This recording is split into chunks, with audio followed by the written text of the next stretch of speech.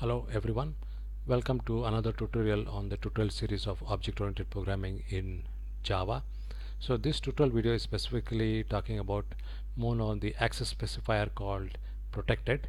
Please check the previous tutorial videos with respect to the access specifiers called public, private, and also on inheritance, how to debug inheritance, and how to actually use the debugging features of the IDE to track the inheritance tree. So welcome to this tutorial. Let's begin with by creating a new project. So this is all about the protected classifier.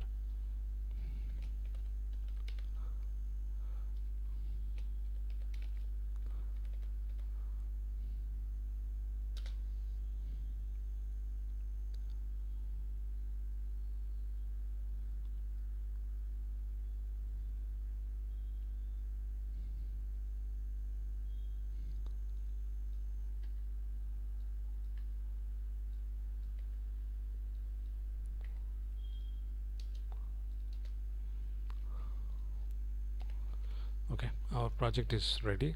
So let's create this protected actually works with respect to inheritance.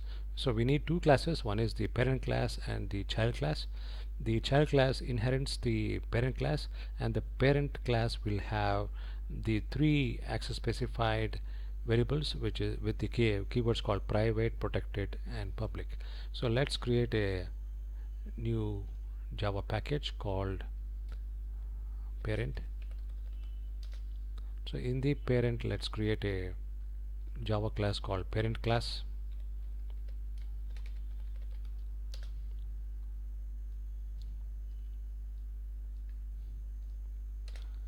So let's create a default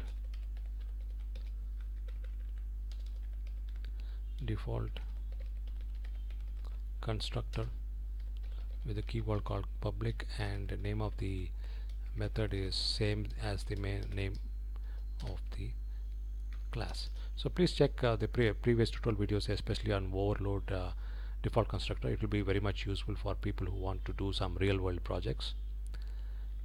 So in the parent class, let's have three kind of variables with access specifier called public. So let's say public int num, then private private float time, and then protected keyword with data type called string, with the class, with the variable name called class name. Let's do the initialization process. Let's use the scope operator called this to have a good programming practice.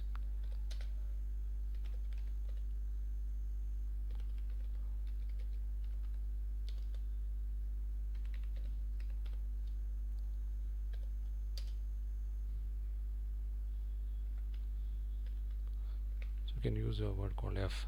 The f here stands for float.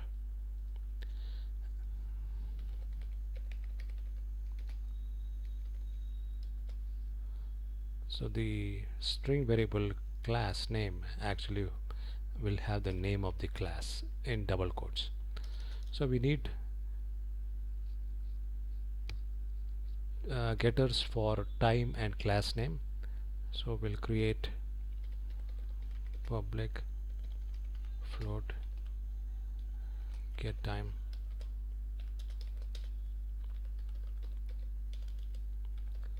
return this dot time,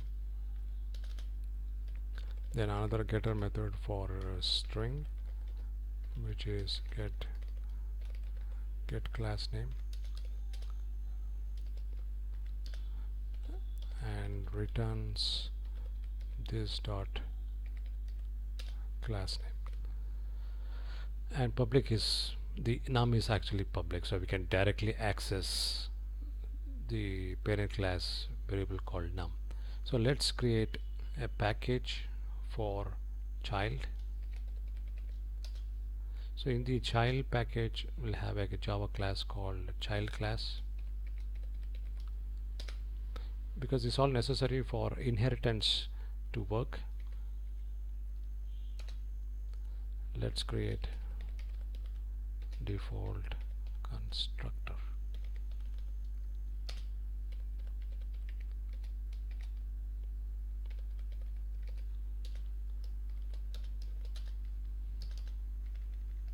So now the child class is ready. So let's inherit the parent class with the keyword called extends in Java.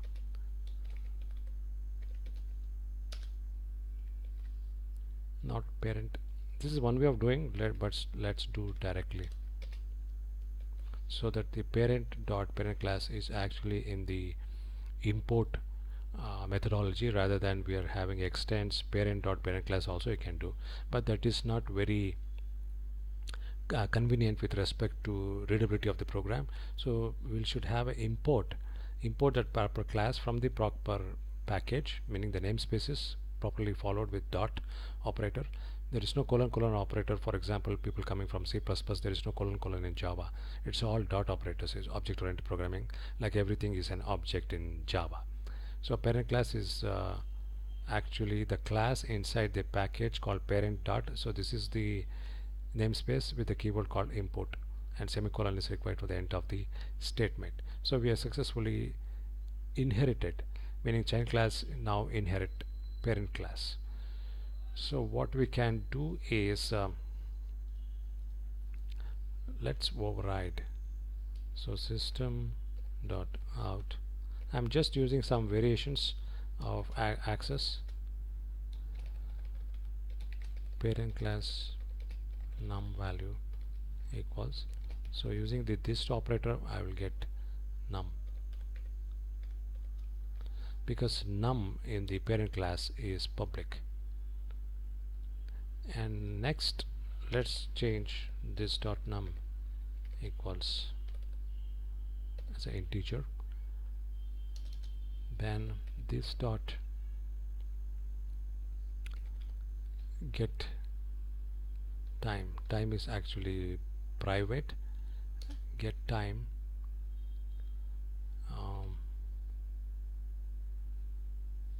what you can do is actually we'll have a public print message function, so that you can actually print all these values.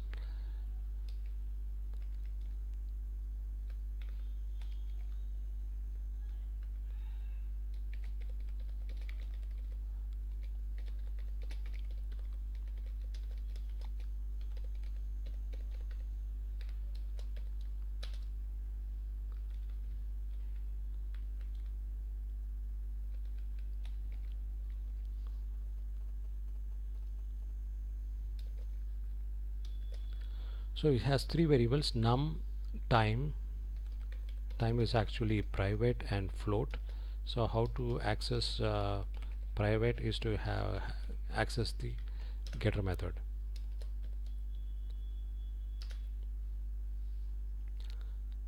And next we'll have what is known as the protected, which is actually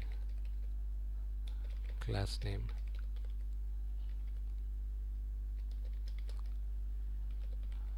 This dot we can directly access.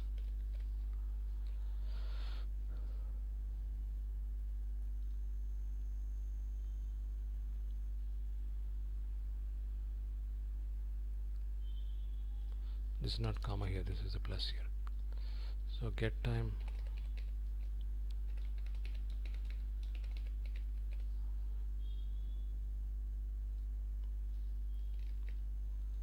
in the parent class will have the same thing, print message, print parent message. So remember overload functions in the inheritance tree, so I have very unique names. So that is print child message, and this here print parent message and print child message. So there is no real name clash of the methods.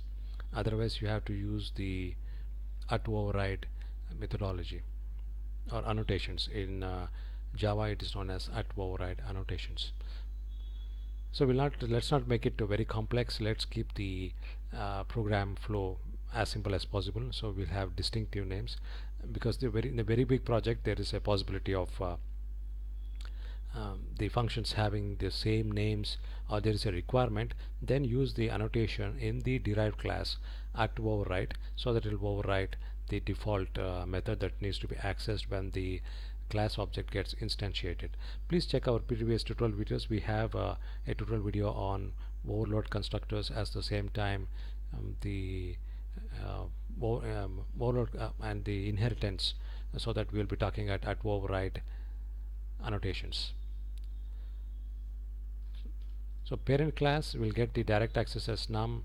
So direct classes, we can use the function or direct, because this time belongs to the namespace called parent class. So we don't need a real getter method. We can directly use time. This is an optional, and class name is here. So child class. So this is the parent class.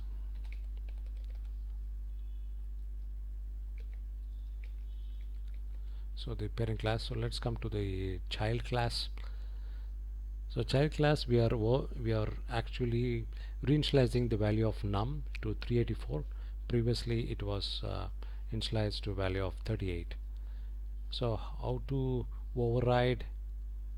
So private, we are actually seen in the inheritance previous tutorial videos how to use public and private. For private, if you want to set the value of the variable which is actually private, we need a setter method, and the setter method should have an access specifier called public, so that when you inherit or even instantiate, the public method can be utilized.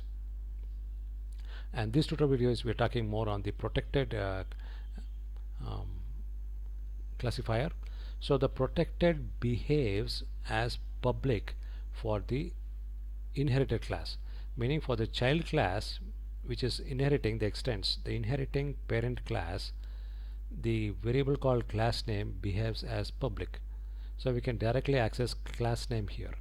But when we make an instance in the main program, the child class variable called class name, which is protected, behaves as private. So it will be very clear on this flipping side of the protected. For the derived class, the protected behaves as public, but when you instantiate the class, the protected behaves as private. So you should remember the rules of private and protected very clearly, so that we don't get confused between private and protected. Protected behaves as public if you inherit the class. If you instantiate the class, the protected behaves as private. That's why we're able to directly access class name in the child class, because child class is inheriting the extents keyword, inheriting the parent class. So the parent class is having class name which is actually protected, but remember, when you actually inherit, the protected becomes like public, so we can directly access the class name. So what we can do is we'll actually have a public set class name. We can actually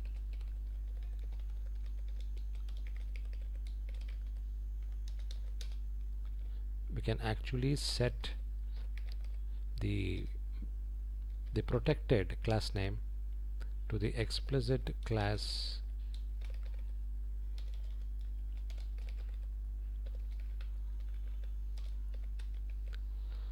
So here we are actually changing the value of the class name, and the class name is actually the protected variable in the parent class, and the parent class has been inherited by the child class, and hence class name behaves as public. So we are directly using the class name without using the getter function, and we are just setting the class name. So we need a getter function for class name.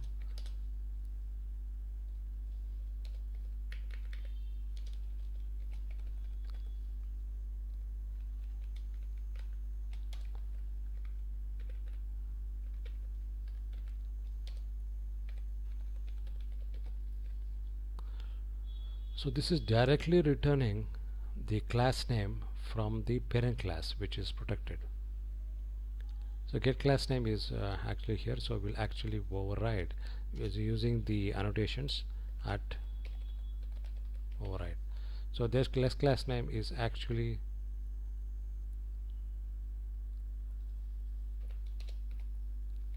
at override. O is capital. At override is the annotation which make this get class name explicit master of this kind of functionality, because we have get class name in child class and in the parent class we have get class name. So we are overriding this get class name in the child class, which is inheriting the parent class. So we are using the annotation called at override now. So make it very explicit, very clear. So what to do next? Let's go to the main function.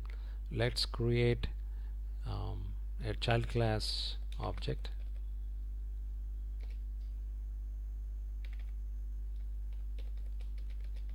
with the operator new.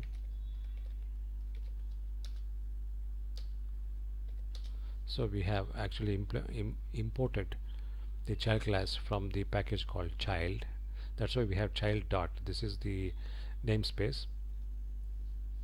And what we can do in child class, we can actually print the message first, so that we actually see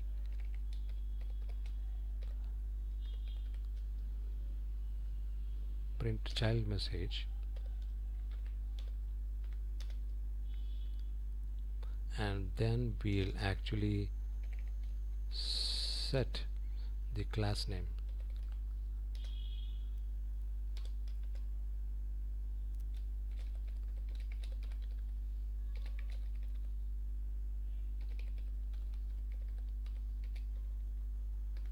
Then we'll print again. So let's run the program. Let's see everything is fine.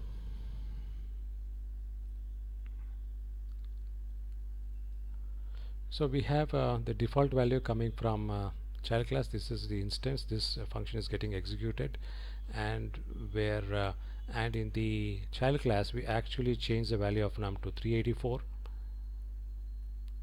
The parent class is actually